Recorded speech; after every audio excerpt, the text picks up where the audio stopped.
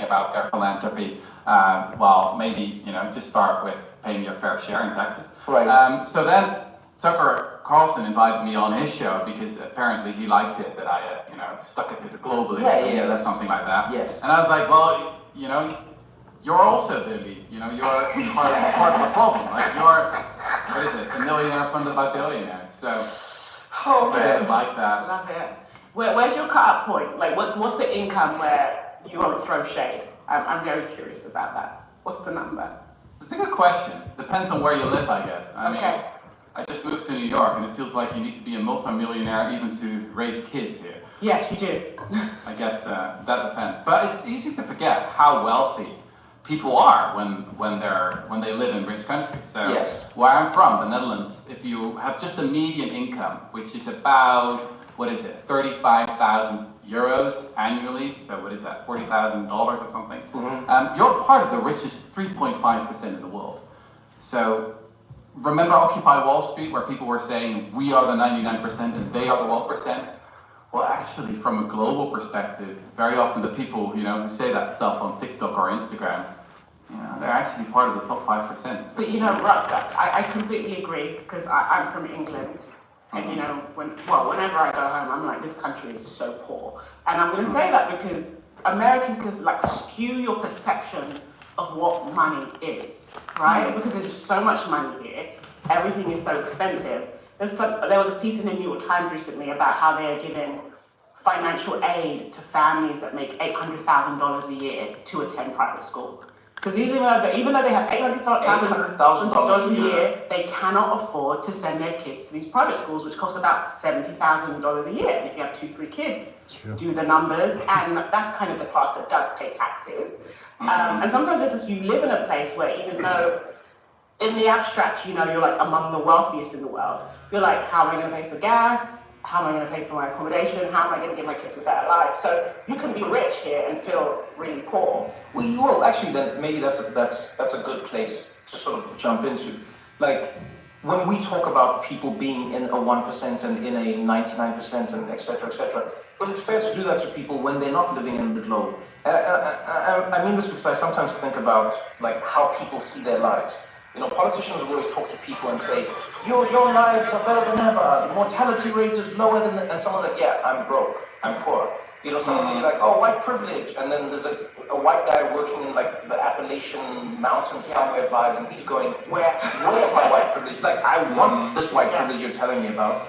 And then you have to get academic and explain it to Hello, Kitran, how are you? The situation would be way worse. What are we actually trying to do when we tell people that they're in the 1%? Are we trying to get them to give more, or are we trying to get them to feel guilty about having more?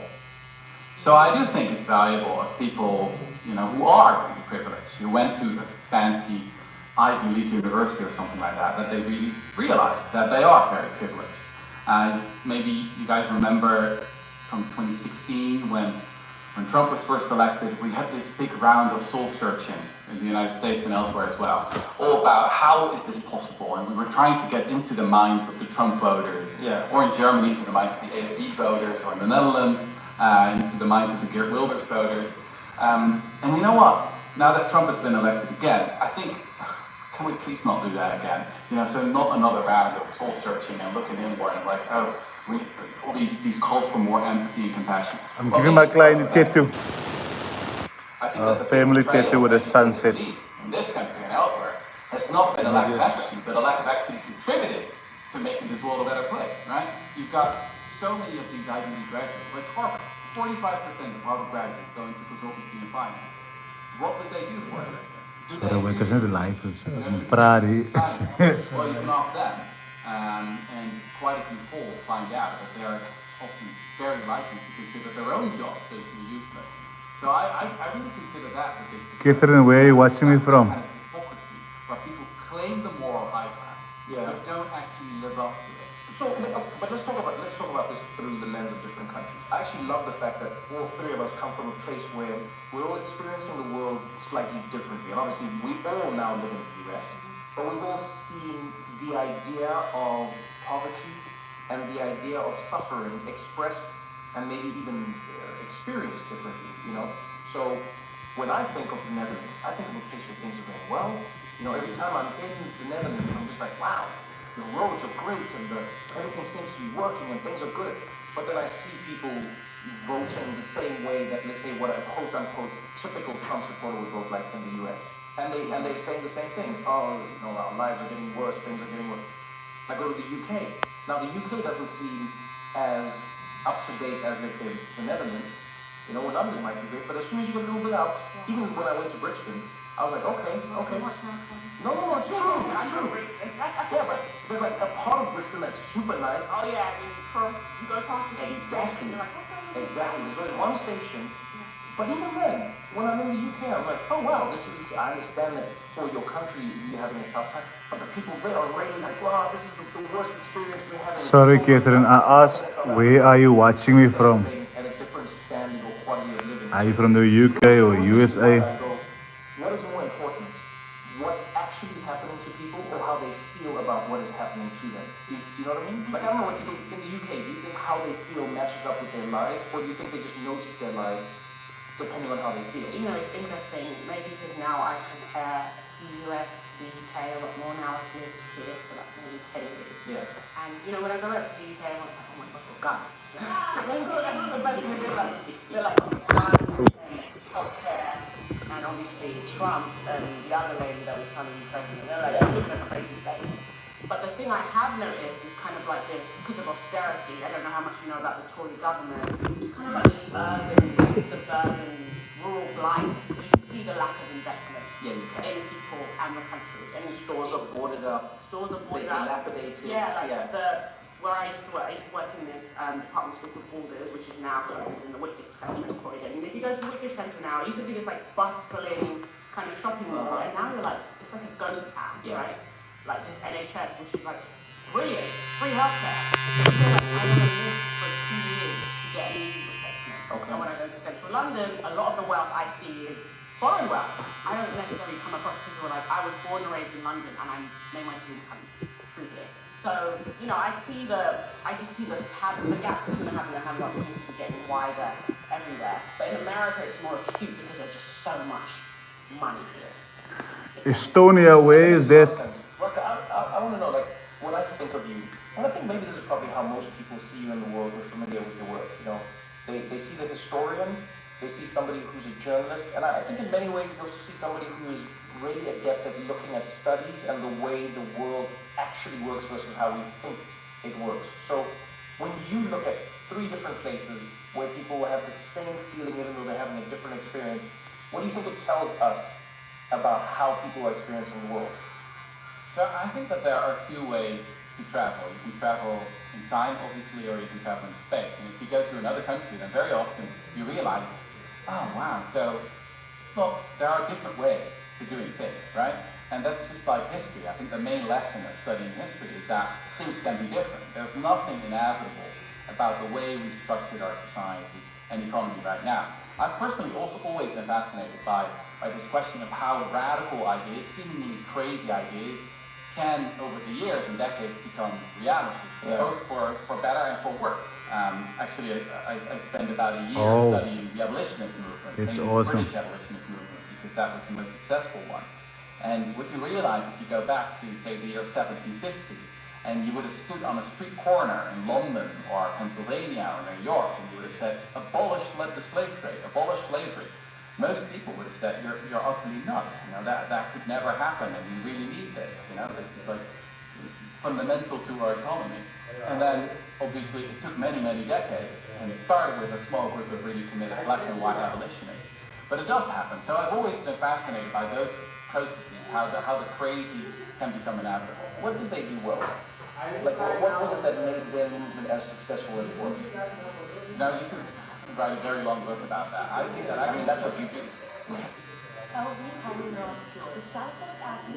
Hoe sê jy pyn nie bro? Mas ik probeer het maar net uitzonen. Ik maar net nou al baie goed gehoor van hoe seer is het bij sommige mensen en allerlei.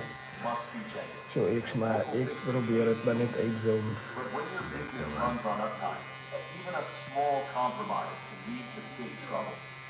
Choose Tata Authorized Service Touch Points. backed by a wide network of talented, genuine parts and trained experts. With service plans that My reduce risk first year kan baie upset wees vir my. because whenever you drive Want on your truck, ek is mos bang vanavond. Like Oh. vanavond. En nou kry ek dit toe. Ja, je zit er niet meer voor. Ik ben zelf bang voor Naldo. Hy nade is different man. Dat is ja.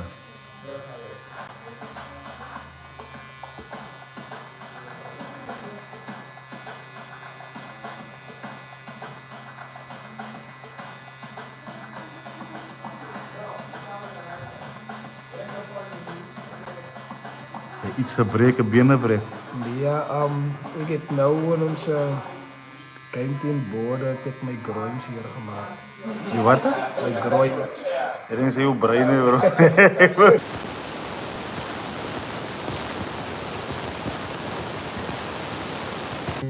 ek treatment kry. There's so many lessons we can learn from it.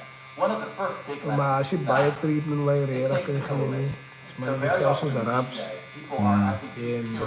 En ons nou naalde wat die beste werk. Maar ek kon nie naalde kry nie want ek is bang vir naalde. But then you study some of these great movements and you realize that they were actually coalitions of people who very often disagreed vehemently about, pretty fundamental things. Oh, damn. In this case, it all started with the Quakers, which is a very weird, radical Christian sect.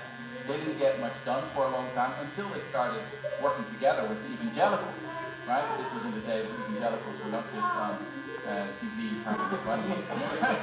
So that's one really important lesson. And another one that is, I think, very relevant today is that in history, very often the right things happen for the wrong reason. So I really had this epiphany as I was studying the life of Thomas Clarkson, who was one of the main British abolitionists. And he was trying to make the argument in Westminster, in the British Parliament, that the slave trade ought to be abolished. And from a modern day perspective, you would say, well, obviously your most powerful argument is that this is the most immoral system that ever existed, right? It is, the historians of the future will judge us very harshly for this. Well, actually, that didn't work at all. What Thomas Clarkson did discover is that once he started advocating for the suffering of white sailors on these ships, who were dying in droves, then all the politicians were suddenly paying attention, right? And that was a really powerful political argument. Yeah, I mean, this is something I'll chat to friends about when I think about movements or ideas. I go, oftentimes we think, because we live in the age of the most morality, we think that morality is what moves people. But most of the time, it's an incentive that's, attached to the other person. Oftentimes it's financial, but then it's not. Oh, it's. I don't know if I will pronounce the name right, but sorry if I don't. Ikeres. Ikeres. This is we are in South Africa right now, and the time is 1 o'clock. 1 o'clock in the afternoon.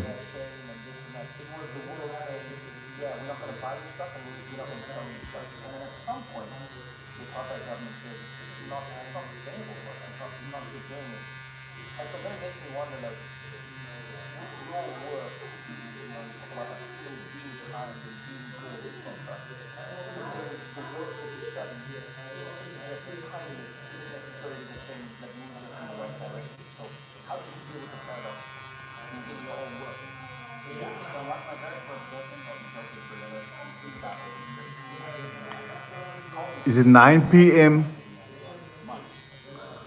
on a Friday or Thursday?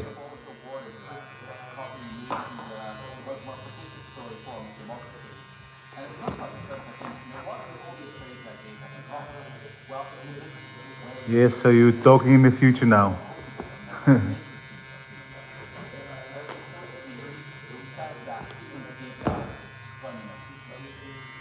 You curious where you from? Oh, it's Saturday in the USA. Wow. Is it set? Today it's Friday for me. Oh, okay.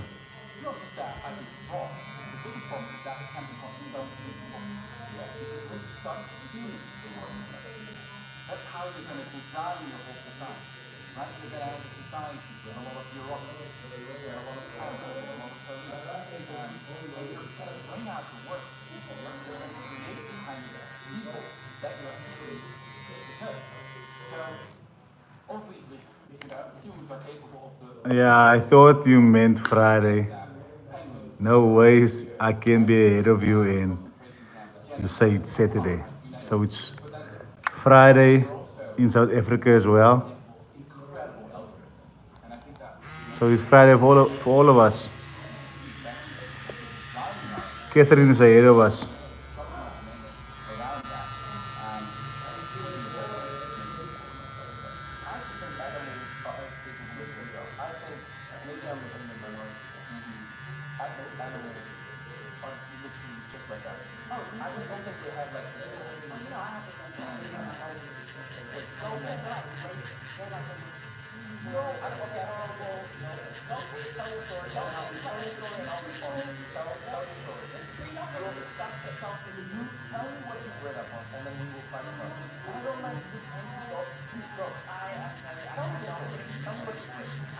Hoe voelde je, hè? Misschien. Hoe voelde je na veel? Het is niet te beet, man. Nee? Ja, zo. Als de eerste in de bed, of de tweede, door die ene nou. Kan je zeggen? Ja, Dat vroeg toen de zee nou. ja. Het is definitief, het hangt zeker af, waar. Het is definitief een beetje pijn, maar ik kan het jou dan niet doen. Tim Roy, I'm using for the shading. I use a 27 curve Magnum. As you can see, this is a silhouette image.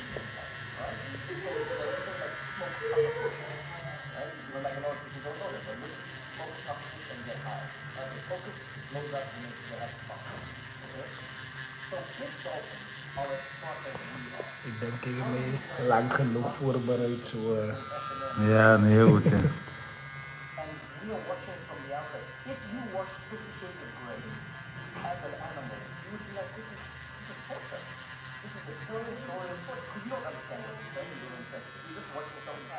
No, it's not a bakpen. It's not a bakpen.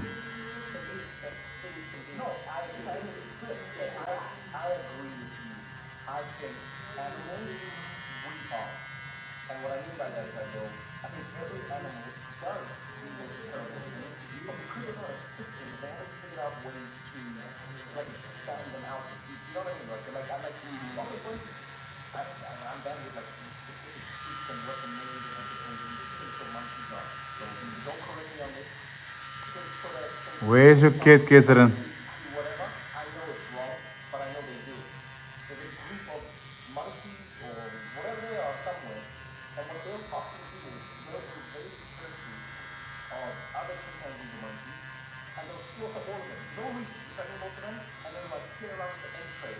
So your kid understand English?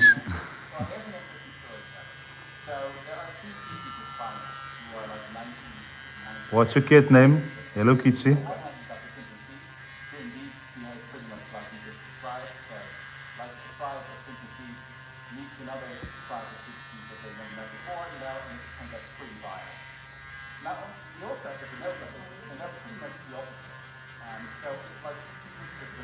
Mensen zitten terug vandaag en daar bij de doodstil.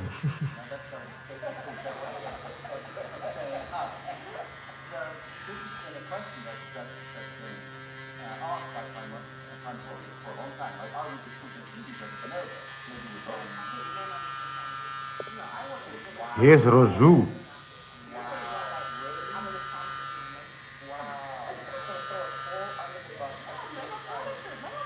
Yeah, you can just fly to SA and I'll do it for you for free.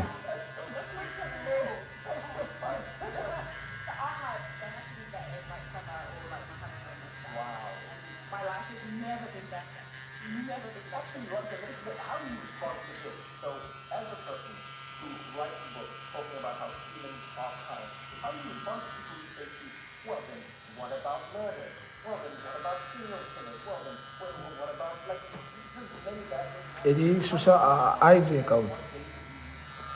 IG, yes. Hetzelfde naam. Tattoo Crisis bij Clay, ja.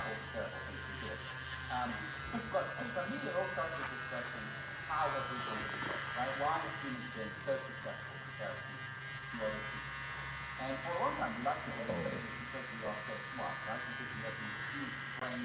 No, you're not big on Ozzy Osbourne and their side of the world. Scientists started studying other animals, and again, as Most of the tattoos people like here is that's not a new group of scientists. like roses, clocks, Something called survival. um, sunset tattoos, silhouette tattoos like this. Friendships among us. They're the biggest chance of passing on the genes to the next generation. Because that basically helps people to work together Tribal on skills tattoos. that no other animal has been able to do. Now, the technical term for this is self-domestication syndrome. We know this with animals that we have domesticated, like the dogs, they turn very friendly. And what Charles Darwin already noted is that these domesticated animals have certain traits we call. You can see this in the genetic profile, but they also have like these Guys, on your right hand side, you will see a dollar sign. If you would like to support me via Super Chat, any amount will do. Just hit that dollar sign next to the chat bar and support the living artists because the dead ones don't need it.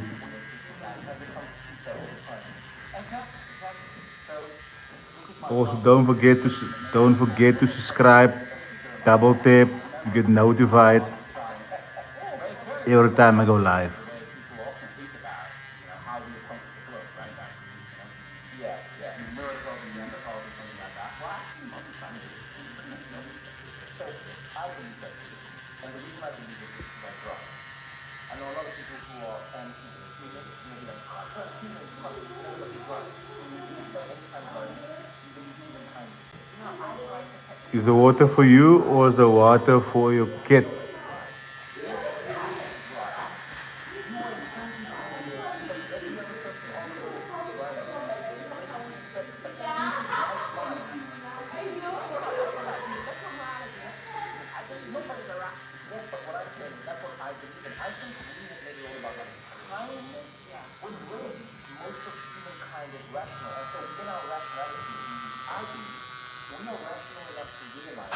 You're gonna drink a sleeping pill now. When you see somebody else's child fall, you pick them up most times. No, but I think that's why we exist. And I've been doing it, but now many modern parents, many love, like, you look at another person, you love to help them. When I grew up, even in South Africa now, people can still be like friendly and helping your child. You're talking about a very specific, like, sad thing that's happening in America. Ikeres, do I pronounce your name right? And I think it's illustrated in our very nation, right? We get on a plane, we trust, we don't even know the guy. We never even see this guy's certificate, right? We just fly. But this weird system where because the trust is so latent and the morality is so latent, we then notice the anomalies in society. And then we go, look how bad we are. I mean, that's great. I understand what you're saying. That's very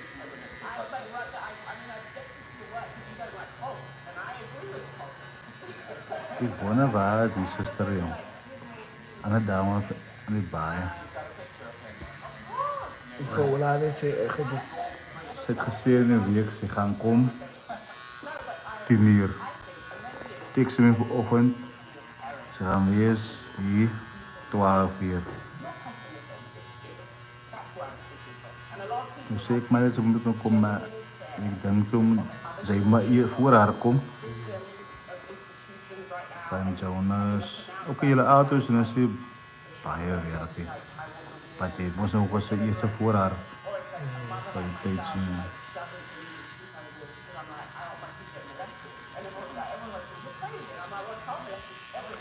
Ek het ook nou so 'n boete het vir my gesê is oor kan pep. Dink ek die bo by die boeste pep bou. Oh, Toe kry ek van Brandon. Nick en hy ken ook mekaar. de Bremen zo. Ja, Brandon Hendricks. Oh, Waar die beteken town weer. ja. Toe kom hy sy my nou waar sit. Maar hy sê ook 'n plek was eers 'n bietjie af vir weet jy oor kan wat se plek. Als het actually is hoe 2 shops zo weg.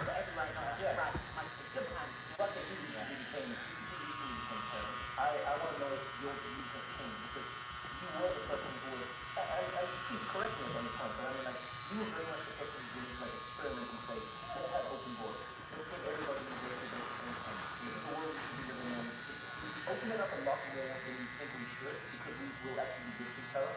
I want to know if you don't then change in yourself once you become a parent. You become more or less conservative in your own eyes. So often people say, oh, becoming a parent really makes me more idealistic. That was the moment when I realized that you really need to take care of future generations. Actually, quite often I see the opposite, that people, I don't know, turn my teamwork a little bit. So I've been actually trying to fight that. Oh, you feel it though, put it in there. Yeah, I think it's fine. This discussion really reminds me of this news story from, I don't know, 10 years ago when a Danish woman was arrested in the US because she had parked her trawler with, I think, a baby in it next to a cafe while she was getting takeaway coffee. She was arrested for child neglect.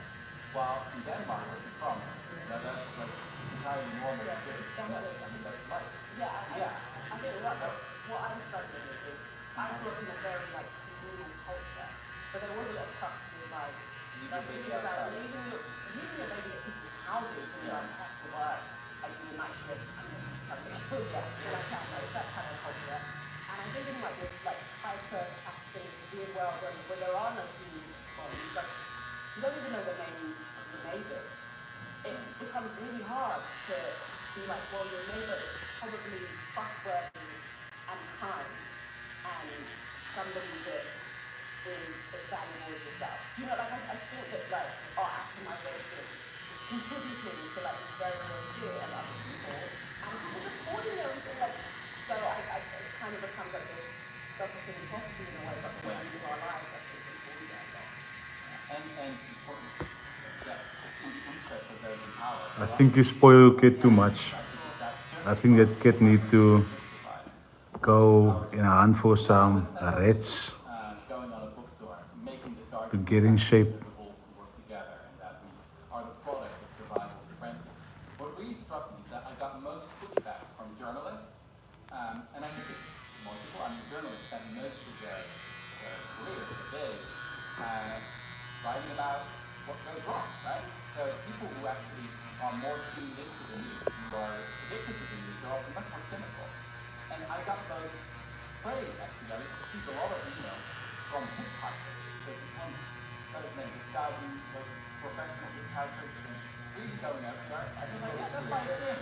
You can go everywhere. You can go in every country. And people are basically trying to be friends everywhere. And I thought, well, that is really good, right? That is very different from the journalist mindset, where you continuously go on the lookout for. Die maken het met het ciao vandaag. Jezus. It's the water you swim in.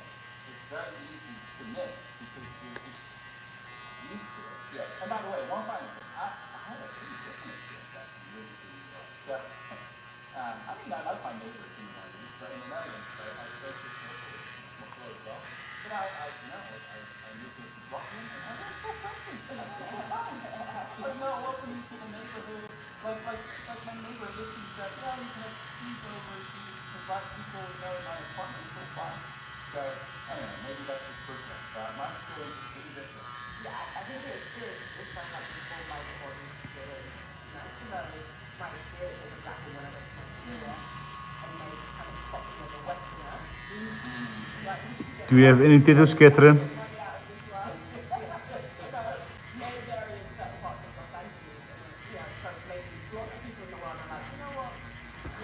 Please share this live, guys. Please share this live. Especially when you're from Europe or USA.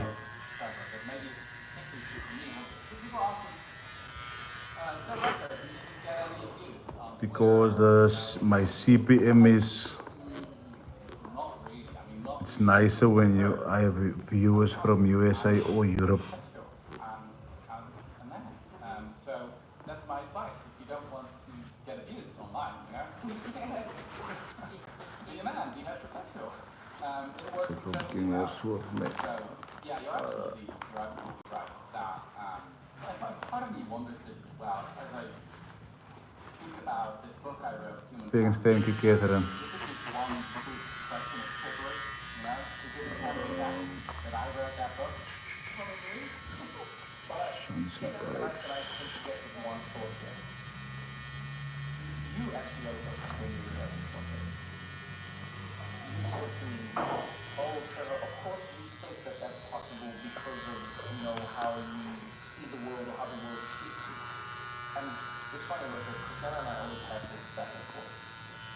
say, yes, I am the way I am because of how the world treats me, but I'm also the way I am, or the world is the way it is to me because of how I treat it. And I don't know when the cycle begins, to be honest with you, right? I think it is easier to be optimistic when things have gone right, or when you remember things going right. Sometimes I think it's more about the perception than the reality, right? And so, even when I think about jogging or not jogging, I don't have to. But the one thing I will say is, Kijk, nou, zeg maar, hoe werkt jullie rugby? Hoe ja, zo? Zoals nou, als je season was nou klaar. Als Kijk, waar we voor even gaan. Je ding, maar je verstaan mij. Ik weet niks van rugby. oké, ja, dat is alright. Als je zegt met professional, Ja, oké. ja, zo. Als een paar ouwens wat werk, als een paar wat niet fulltime rugby speel. Dus ik speel fulltime net rugby. Sorry, wanneer werkt bij ons? Wanneer oefen jullie? Alle maak maar ons soos nou oefen ons in de ochtend. Like ons zal inkomen aan de stripping, 8 uur. Pas uit team meeting, 9 uur misschien een split meeting. Backs and forwards of andersom. En dan gaan we veld toe na die veldsessie is het lunch en daarna is het gym. Dus maak zo 12 uur na 12 klaar. Als je klaar voor die dag. 12 uur na 12. Een volle werk? Ja. Dan maak ik klaar voor die dag. Dus oefen maandag, zoals een homegame hebt. Oefen ons maandag, dinsdag, woensdag af, donderdag, vrijdag captains, speel zaterdag, zondag af. Ja. Oh, dat is nice. Zo, jullie pay is vaste gesalary? Contract-wise, ja.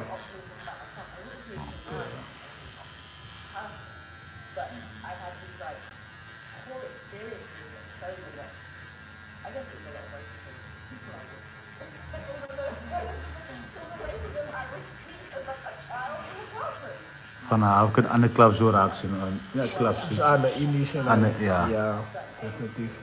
Zoals de blauwballen of zo zijn. Ja, dus je Zo Sergio, zo Johnny. Ja. Basis, ne?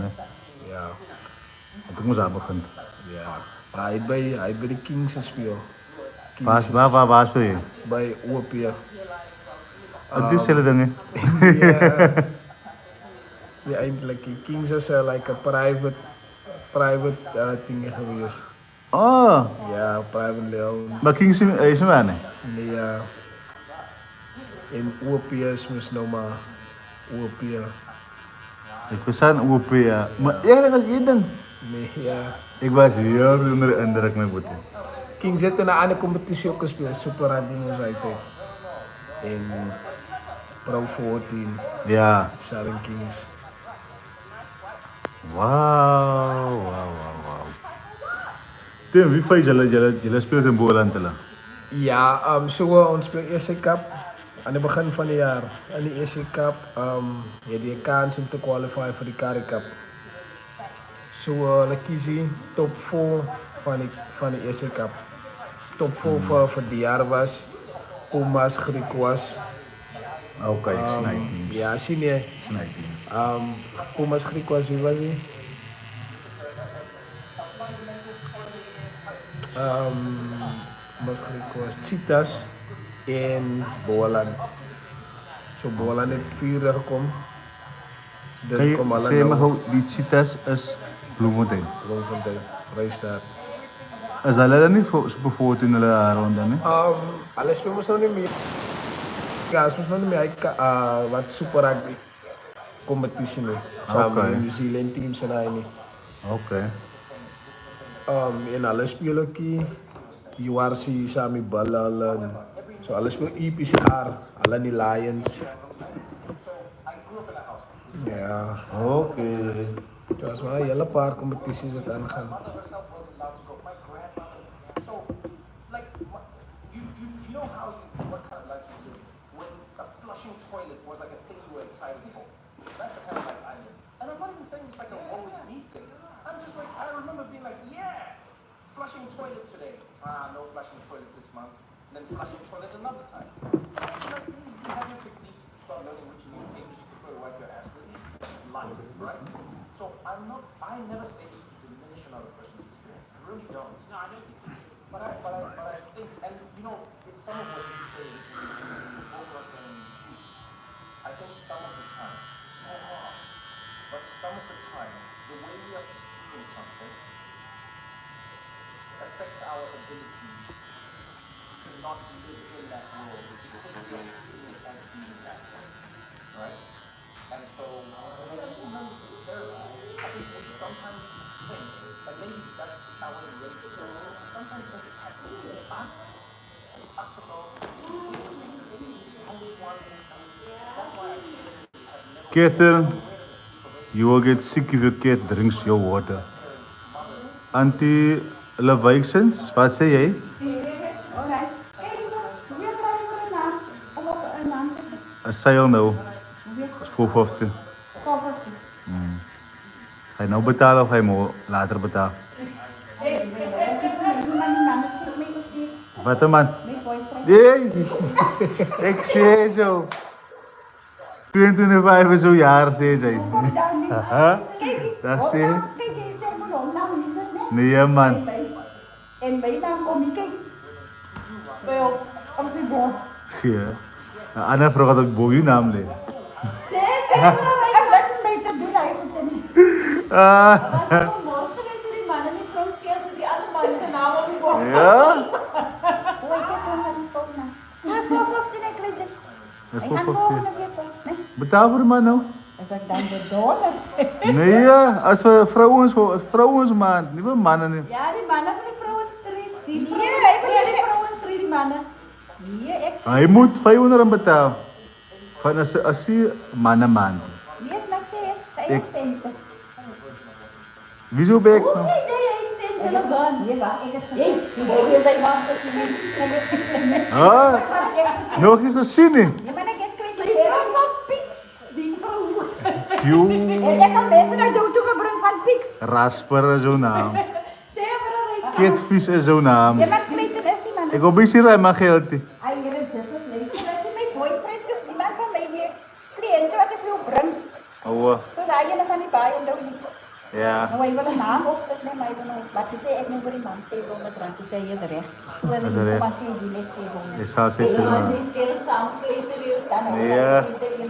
Als er recht is, is er maar daar. Als er recht zo. Kom je denken ze koering voor ons wat toe?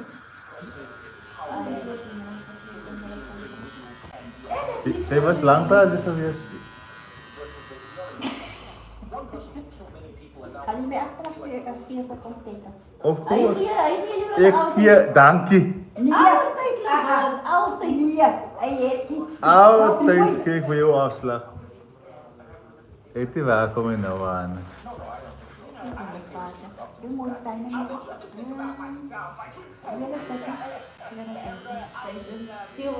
Zie je. Dat is toetouw die waar. Wat? Nee, maar ik dan kreeg een lief. Nee, dan mag ik een lief. Nee, maar die bleef niet, als het net komt. Ja, nee. Drop je de postlank eens nou daarvan. Dus was het. Dan weet ik je gang kom. Nee, ja, man. Ik heb die nog heel gekregen en ik heb eerst. Jij blijft ook hier komen. Je zei nou nee, maar te geld. Jij spreekt die voor jezelf, die niet geld. Maar zei het. Zeg je, ik weet het.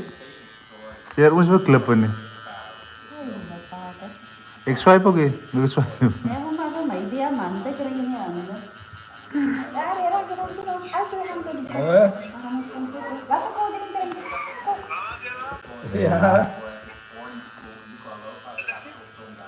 Nee, man is bezig. Ik pijn nog iemand is zo. Iemand is een tranen in mijn voeten.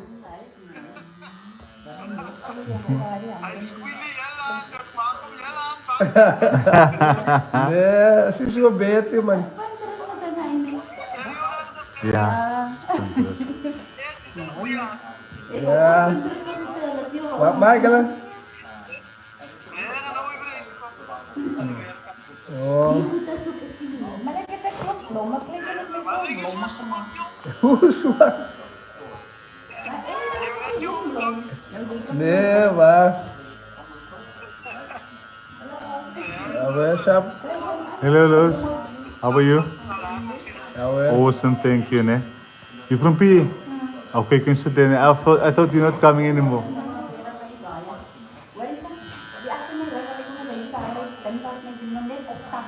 Ada ya, parang isenta.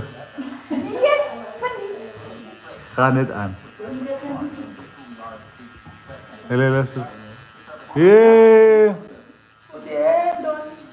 Je moet 12 uur komen, dat is te laat.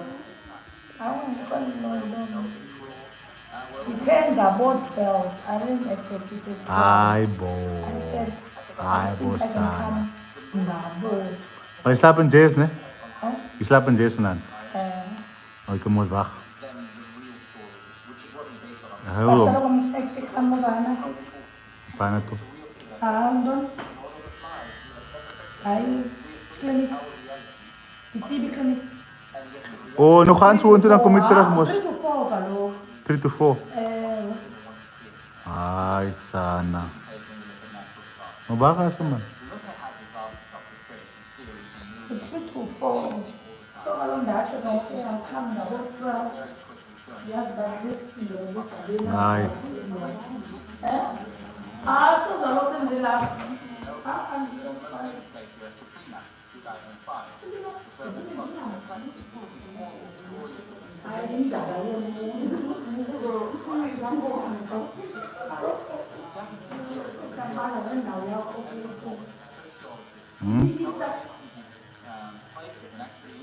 Dat zeg je. Koud, mijn plak hier erin.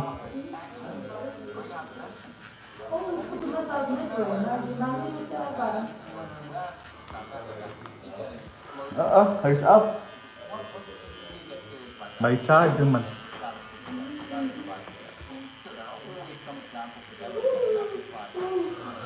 Sorry, Keter, I had people here with me, man. Okay, ne? Enjoy your TV.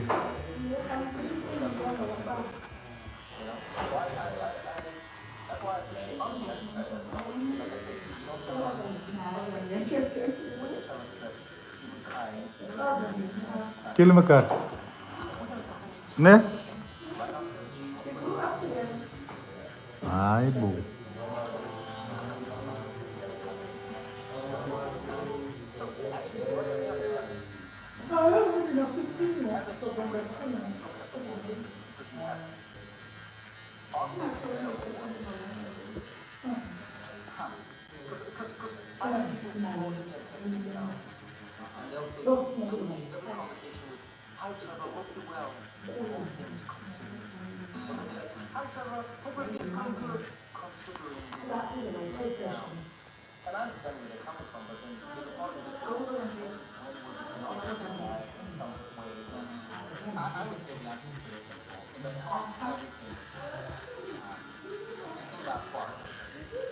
Kom lagi sa balas. Kom lagi sa balas. Ayo, malaki worry.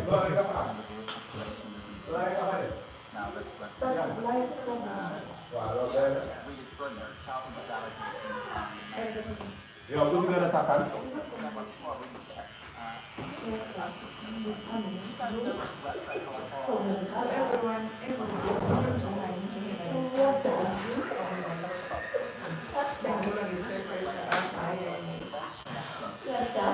Yes, it's a sunset.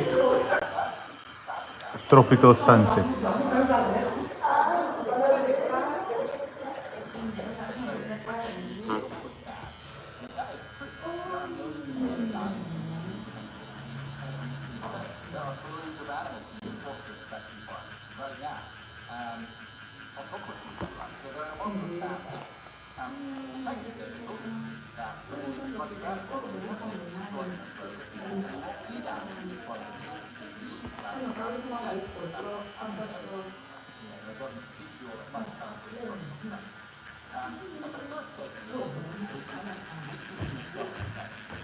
Kang Bars er.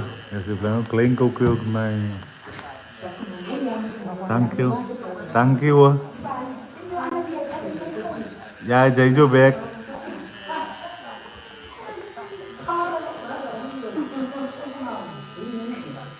Ja, wat met die vrouw? Ja. Zij praat in één is het commercieel.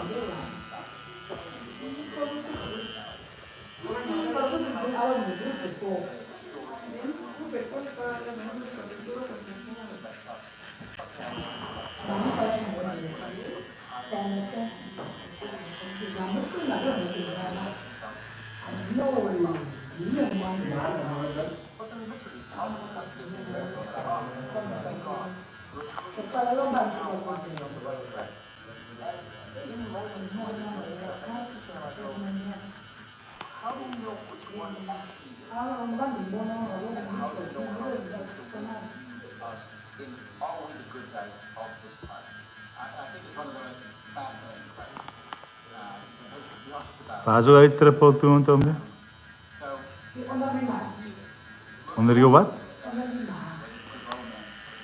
Waar ben je triple toe? Het is dat het net zo goed is wat je brengt. Het is. Hij wil goed is die nummers is die.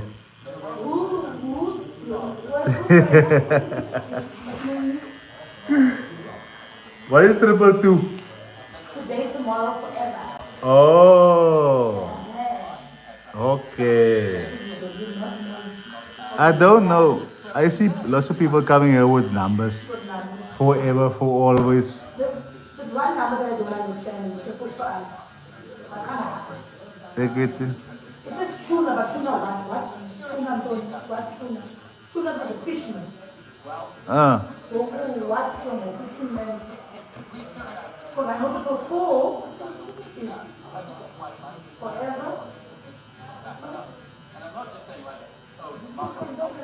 It's forever something something. Yeah, it's 444, no, forever, no forever. For better, for worse, forever. Yes, for better, for worse, forever. Yeah. And then not so you can get any number.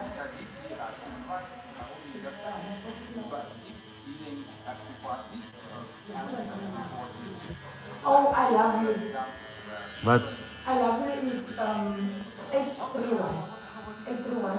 8 letters, 3 words, 1 name. oh. Ja, ik zie dat ik popular nou uit de koers. Het is popular nou. Triple six. Yeah, love. Yay! Strong for the guy. That's normal life, you know. At the other guy from triple six was the boss dit hoor.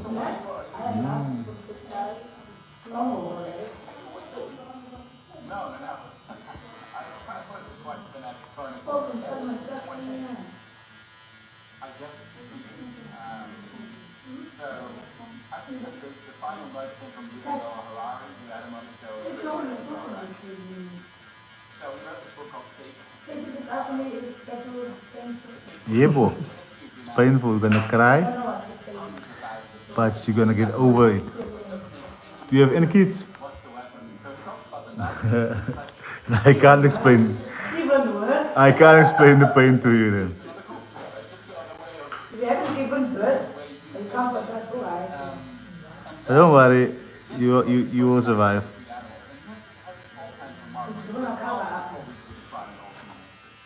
Let me see the paw that you have. But it belongs to the home of the criminal.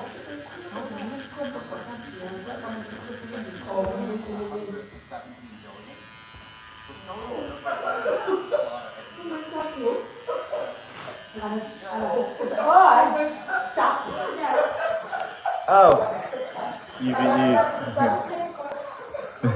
I'm a judge. I mean, Washala, like you said, and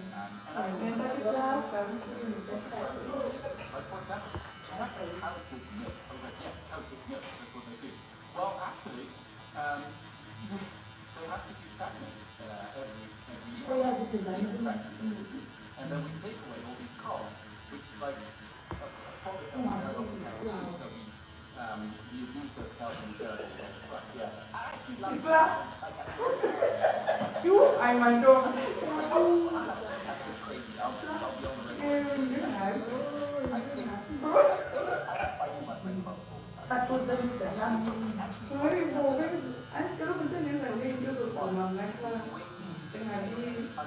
You know what I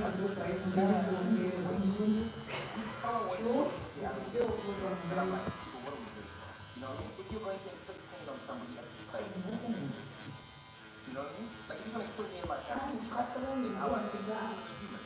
And I'm not a pig or a cow, but I don't like people that, yeah, and I'm also, I don't like it at all. I don't like that at all, because I find myself going, people are telling us, I'm like,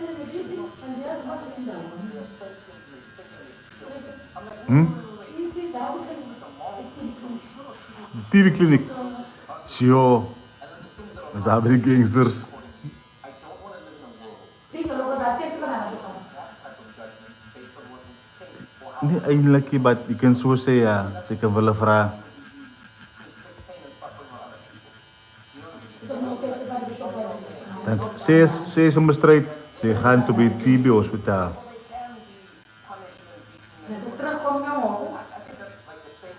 Kijk je, heb je toch ja zo? Wie visa van jou? Yung ano ba? Ay man.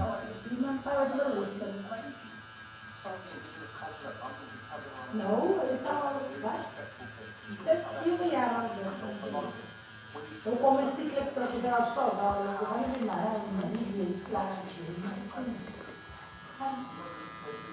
And I said,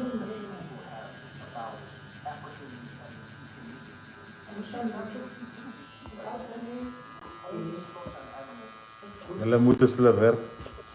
so sa man, no de noa. Dan is ze werk, zo ze naam Dumisani. Kemi Dumisani is van Ducase. Kan ons aan. Zo groot. We have this acknowledgement. And so I genuinely, I don't mind like vegan or not. I think everyone should do what they can.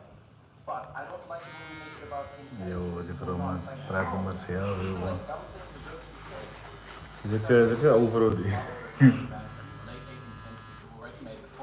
It's not about how Waar smart zijn they nog juist hier? It's not about can they talk, can they reason. It's about can they suffer. I like that. That's the essential point. There was a recent scientific committee who published this big report about when you cook crab alive, well, they suffer immensely, right? I think that matters. But I'm not fundamentally against eating meat. Not at all. What I'm against is sex and crime.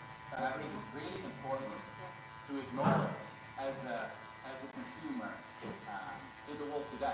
Is that, what is it, 95, 98% of all meat comes from factory. Koop je op Black Label melk kopen, hè? Ik denk nog dat Can cut down the it was always when it came to vacation. something like that.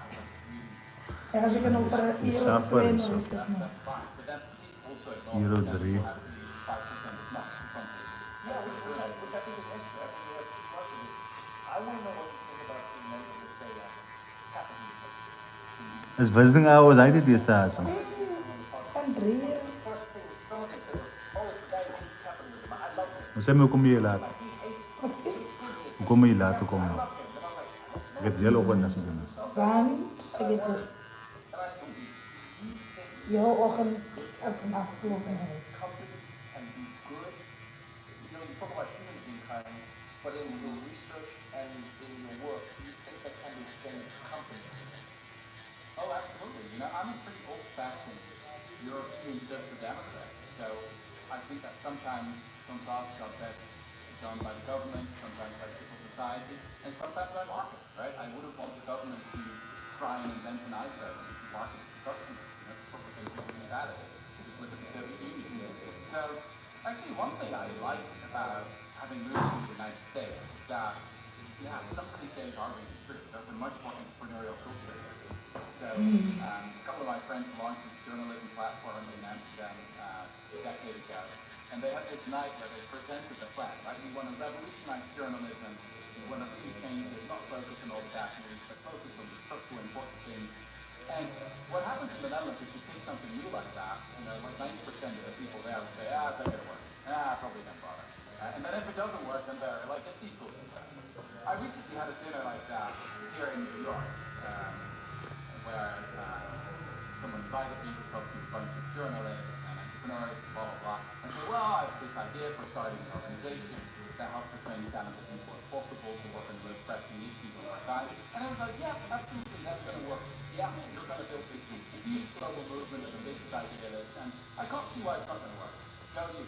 And actually, if you're building something new, you're trying something new, that is really what you want. So, Yeah, you want that push in the back. That's the point. exactly. So no, I'm not like this whole debate about socialism versus capitalism. It's like a big cognitive government. Sweden is capitalist country, right? Denmark is capitalist. It's like it can be work. You can have rules. You can have a flourishing economy where billionaires actually pay their taxes. And the fact that we think we have to either or, that it's either, you know, Elon Musk paying very little in taxes, taking over the government, or, you know, the Netherlands or Denmark where you can fall asleep on the street and it's very hard to be an entrepreneur. Well, there's something in the middle, probably. Yeah, I think we are living in a world where you and I talk about this a lot. Like, it feels like the world is becoming less and less tolerant of people holding multiple ideas, even if those ideas aren't impossible. Like people say to me, no, you can't think that. And you're like, but why can I not think that? Like, you think something else. And I'm like, yes, but these two things are not separate. But we're not even thinking of thinking with one another. And I think if we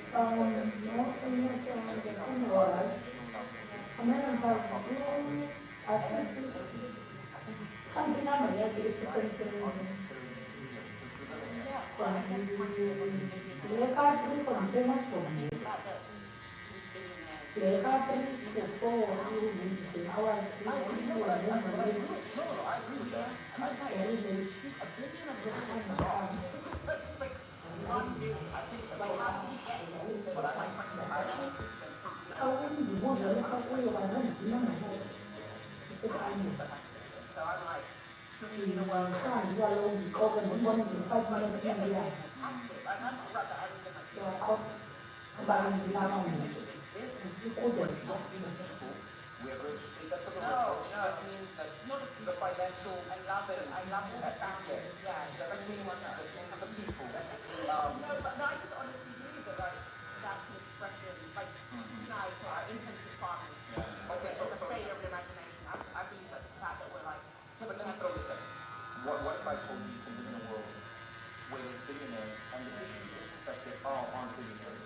The issue is where the water level is at the bottom. I think that it's more important to think about where a person is never going to be a billionaire. So if somebody has a good education, you speak about this, like let's say income and basic income and guaranteed income. And I think if we live in a world where we're focusing on making sure that everyone at the bottom has a good time, the top doesn't really bother us that much. Yeah, it's good when somebody at the top. But the question is, where are you in relation to them? Does that make sense? yeah, I just think to be a millionaire, you have to fall. I think it's because, like, if you thinking about Occupy Wall Street, the thing that bothers people is like the gap between the haves and the have-nots is widening so much, and it's going to benefit billionaire class. So I can't just imagine any world where people having that opportunity. So I'm basically telling you, next time you go to Ghana, you should be like, forget paying more taxes. You guys, Never going back. Unless you got a million, you're not going anywhere. Okay, let me try and find a way to get back to that one, because I'm actually going to say something nice about Gloria. Oh, Never done that on the podcast, but here I go. So, I was studying the history of malaria. As you may know, we recently developed these amazing vaccines, like for the first time in history. We've got them. This has been one of the most deadliest diseases in all world history, and it took us decades and decades to finally get the vaccine. And I was wondering, like, why did it take so long? It turns out that actually in the early 80s, scientists already understood that we could develop a vaccine. The problem was that it was mostly for people in poor countries who were dying from it. And a lot. So between 1980 and 2020, around 40 million people died from malaria, which is about as much as how many people died in Europe during the Second World War. And for HIV, there was a massive movement in wealthy countries because the wealthy people were dying from HIV, so we developed amazing medicines against that, but not for malaria. But the tragic thing And the embarrassing thing is that it took the tech billionaire, in this case Bill Gates, in the year 2000, to say, okay, well let's actually finance the research that's necessary that governments are not doing. And also not like the liberal governments, like the socialist government, Denmark wasn't doing it, the Netherlands wasn't doing it. And I think that is something where sometimes philanthropy can play a role. To do that stuff that is so neglected because it's so unpopular to do. And yeah, I think that's someone like Bill Gates deserves an enormous amount of credit for it. He really changed the course of history in that respect. So, okay. That's it. That's, well, one thing Huh? Okay.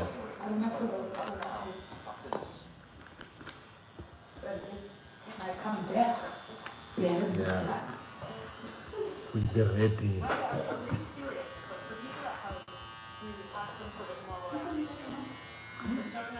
Yeah, there's a reason, huh?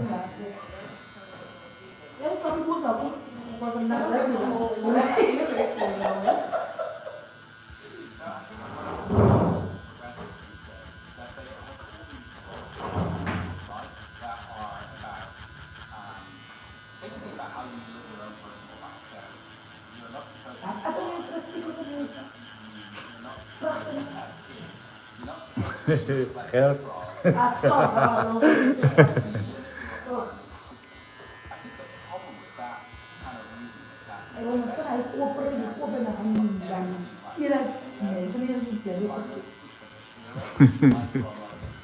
see when I see Adres wel. I think we got to focus more about the and what I see that always starts with groups coming together. There's this beautiful quote from Margaret Mead, the anthropologist, who said that we should never doubt the power of small groups of thoughtful community citizens to change the world. In fact, it's the only thing that ever happened. So I guess we need like safe spaces for good leaders to come together, places where you don't have to be embarrassed as you actually believe that something could be radically improved. So that's I guess my most important advice. Find those bubbles, those cults maybe. People who are actually like, yeah, we're not simple. We're actually going to do something. We're actually going to do something. Nogal bikin lama lah. About your So, Seriously? yeah. suicide squad of experts to change the world, which I love this idea, and I think I love it because I think of it from a different way. So I felt, I think for most of my adult life, that it's sad that we find people in parts of life where they will have the most income but not the most impact. Or the impact that they have won't affect or impact the most people functioning. Right? And it's only because it's them. It's just how we do. Right? You're going for like everyone, like the math geniuses, the statisticians, all these people, like what are you aiming for and what do you hope to achieve? Well, take a look at all these Ivy League universities. Read the college essays of the students when they come in. And it's all about the big topics they want to talk about. What have you learned? Solving world hunger, fighting next pandemic, fighting disaster, beautiful new innovations that make the world a better place. And then years go by and the things you knock on their door and they end up, being strategy consultant or a corporate lawyer or a banker, and something's lost to them. That waste of talent is really one of the great wastes of our time. I would love to live in a society where the most ambitious, talented, driven people who've been given it all also work on the most pressing and important issues. So that's actually why I've lived in New York, and we're starting the U.S. chapter of the School for Moral Ambition. That's what my lecture is called. So moral ambition is a combination of the idealism of an activist plus the ambition of an entrepreneur.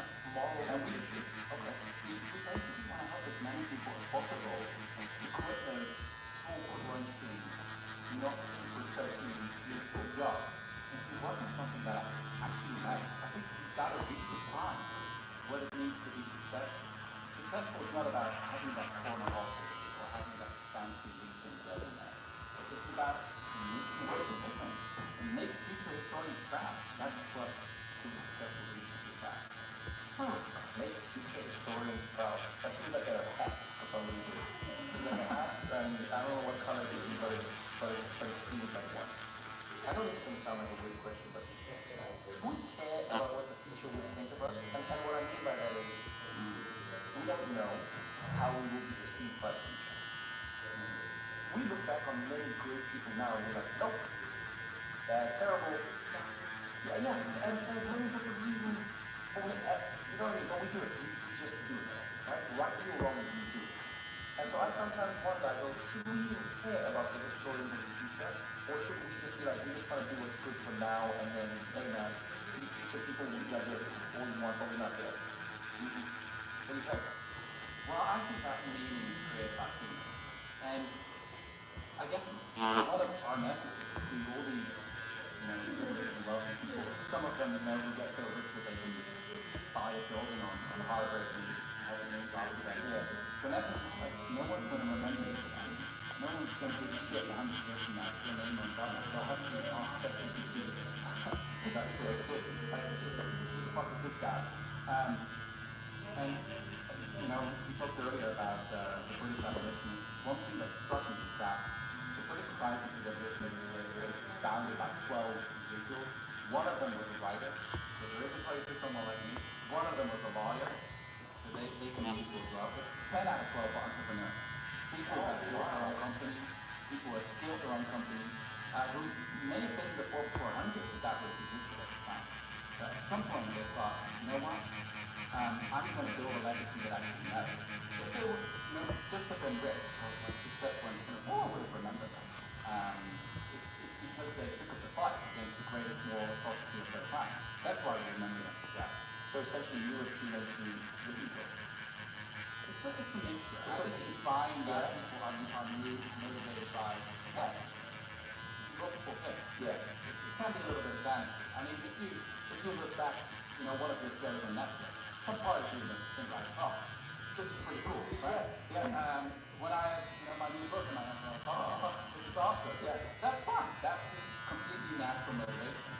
At the same time, yeah, I do also genuinely care about the suffering of those who are oppressed, of the animals, all the things that we're talking about. I think it's fine to be motivated by multiple things at the same time. I want to have a conversation with you after you lived in New York for a year or two. I don't wish this on you, please let me be clear. I really don't. But I think like the amateur scientist in me does. And I would love to see how much your worldview is going to be shifted. Or how, I know it will be, but I'd love to know how it will be shifted by you existing in a place that is going to push every theory that you have. You come from a place where people are looked after. You come from a place where there's healthcare and people think about how much time you work and how much maternity leave and what they will do. And I would love to spend like a year or two and just see like, have you become more hopeful or curmudgeon? Have you lost hope or are you just like now what the regular opinion and be like, let me just get an opinion and then we'll continue this journey. Do you think, how resilient do you think you are to the press that comes from living in a place that sort of hasn't fucked you like this? So I think the way to be morally resilient is to make commitments in public. Like marriage, for example, right? You say in public, I'm marrying this person. And the same is true for things like vegan, right? You said on this podcast, right? Yeah, I'm a vegan. So I guess that makes it much more difficult now for me to not be a vegan in public. So we could do the same for similar things. Also with our wealth, for example, one thing I've experienced is that it's much easier to give money away if you don't have it. So for this new book, I actually thought, okay, that's like a great resource that you can use to build this movement. You know what? I'm giving all of it away in advance because it's so much more difficult once you have the actual money in the bank. I like that. So that's good. You're giving the money away. Yeah. And it's, you know what, this actually makes me think of, we have a friend, a mutual friend who's worked with us, from South Africa, named David Kibuka. And David would always say the same thing to us. He'd always be like, I don't understand why America gives you your money and then asks you for it back. He's like, that's why people hate taxes. He's like, they don't hate taxes because they pay taxes. They pay taxes because they just take the money, help me. You know what the tax is supposed to be. Just don't make me give it to you twice. He's also a guy that gives away hundreds He does. of He does. thousands of Yeah, no, he does. Maybe that's. Do you think this is worse in our society? Like, so, David side that I actually agree with. I think sometimes people just are reticent to the idea of giving the money, but if it was taken before they read it, like whatever. Even the idea of tax. I know that you just say taxes. People must pay more taxes. But a lot of people will say, yeah, you know what, Rasta, I pay my taxes, and then the government doesn't read the tax correctly, and I don't see the roads improving, and I don't see the schools improving. Oh, but you know what I see improving? I see bombs. I see more bombs, I see more fire jets. Wow, Rasta, you're telling me to pay more tax, and the more tax I pay, the more missiles are made. And I think a lot of people are struggling with, now obviously, some people just want to keep their money, don't get me wrong. But there are many people who feel like they're funding the worst, but not the best. And this is moving, by the way, across political lines. This is not like a Republican or a Democrat thing. This is just people across the line saying, why do we have money for a bomb, but we don't have money for a road or a school? How do you respond to that? Because it seems like you're sort of telling people to do something that has caused a lot of problems, as opposed to the solution. It's another good example where you can do two things at the same time. So, on the one hand, it's important to emphasize that I'm talking about taxing the rich. And in the US, for the first time in history, billionaires now have a lower tax rate than working class people. Let's if you look at all taxes combined, that's the lower. Seems pretty unfair. At the same time, Republicans are correct in their assessment that government is just not delivering, and especially so in blue states, in blue cities. I think one of the most embarrassing things for Democrats right now is that, Texas, it takes a day in Texas to deploy as much solar energy as it would take a year in California. Yeah, so many, but they're not in my backyard. Everything. So, this is another example of, what we talked about at the beginning of the show. This progressive hypocrisy, where you occupy the moral high ground, but you don't actually deliver. So I totally understand that. When government doesn't deliver, it does make people more skeptical of paying their taxes. On the other hand, why has government, when, not been as effective as it used to be? Well, also because it's funding constrained. So it's like you get it's a cycle that goes around. Yeah. I think we should use what you spoke about in terms of Ik zie maar een nieuwe school over in Humansdorp. moral ambition. Mijn brood is zo hoor. Ik zie nou Humansdorp primary. Or whether it's, Ik werk zo. whatever it might be. Paano op mag gillen? Ik weet niet wat ik zie. Een adresje. Postcode. Als ik zo zie, ik moet omhoog Ik zie naar lands naar wat. Wat zijn plek naar. Maar hoe ga je Januari maand opmaken? En hij zondags begint die. Yes. Ik zie een schoon gemaakt. Het is een nice spot. Maar ik weet niet wat de school is. Model C school of wat? Private school. Maar dat is het ben van, hè? Ik denk dat ze win van. Maar dan gaan we zo dus. That person is okay. Jonathan May, there's your road. And then you just like digital billboards and switch the things up. I think it could work. I really like En trouwens bijna geld. that might be easier to implement and to actually do. I don't think you can't do it.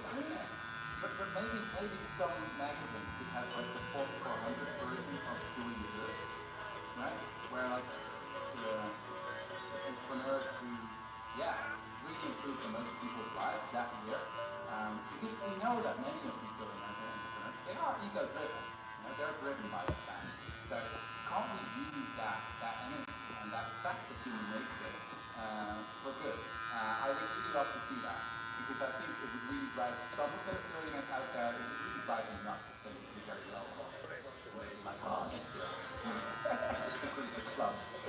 I simply believe that most of the world is just governed by how well people are treated in the club environment.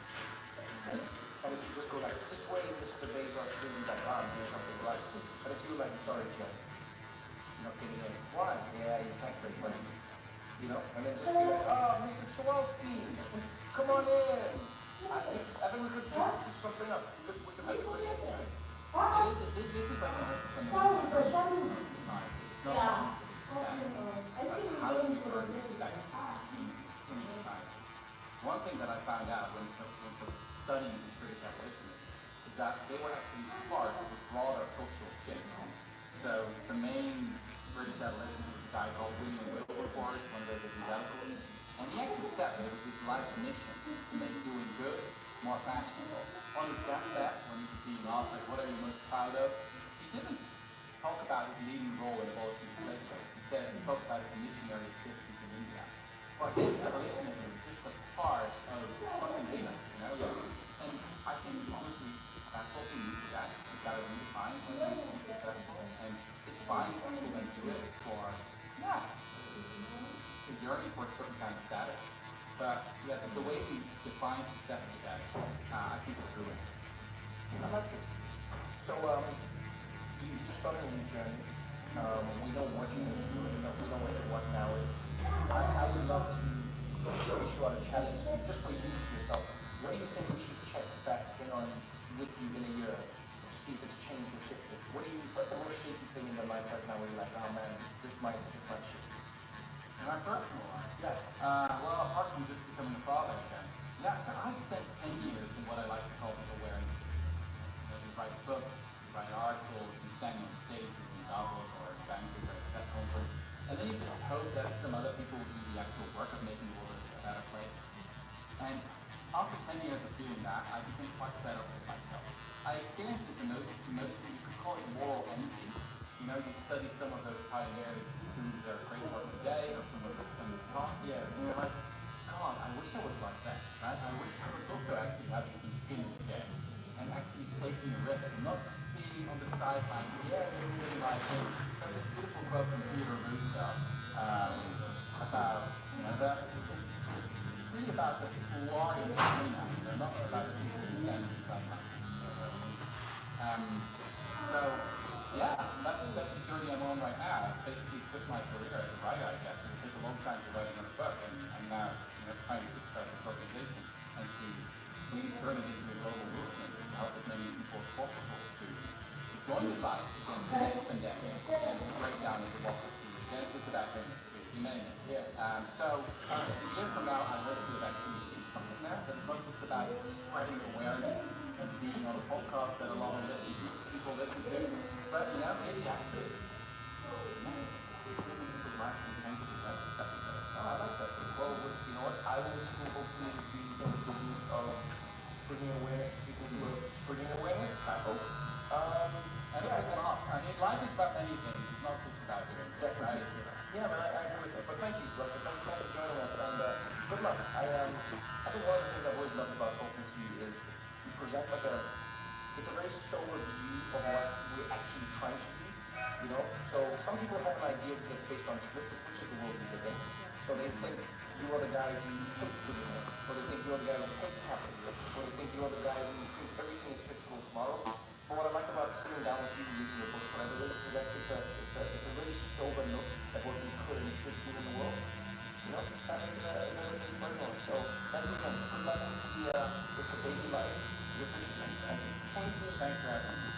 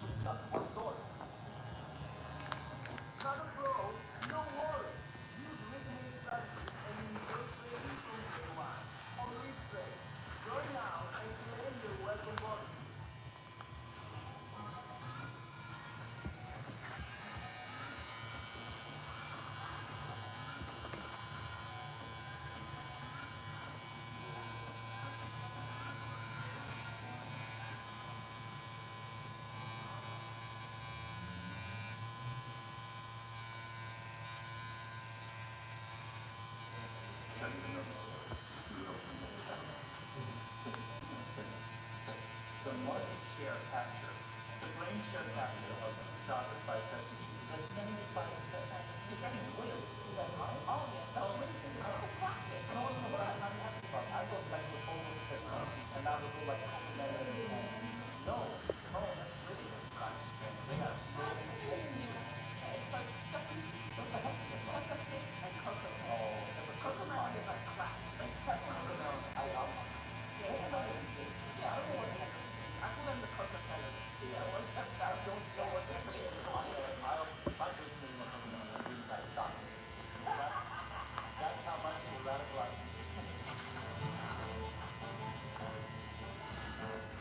Snij draad het opgeblazen aan de podcast.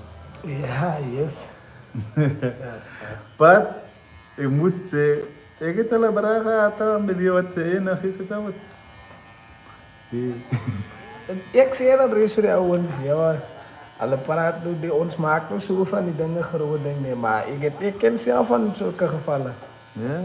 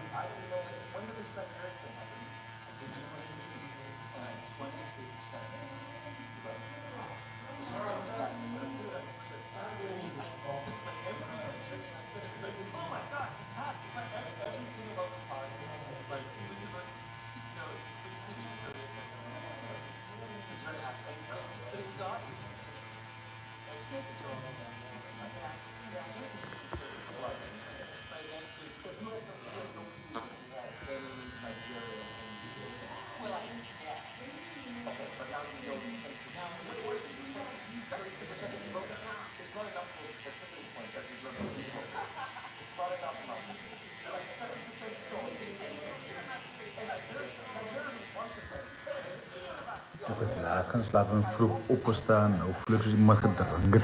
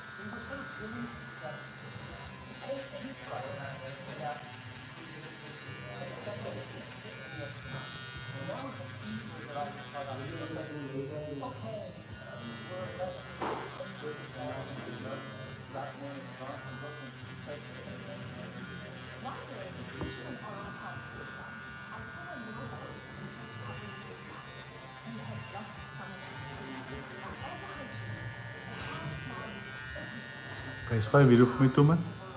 Wow.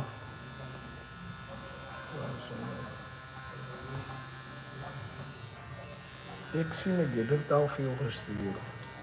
As goeie stuur maar weer van dit het Anna WhatsApp nou man. Nee, sy Anna WhatsApp but die phone so change was switching.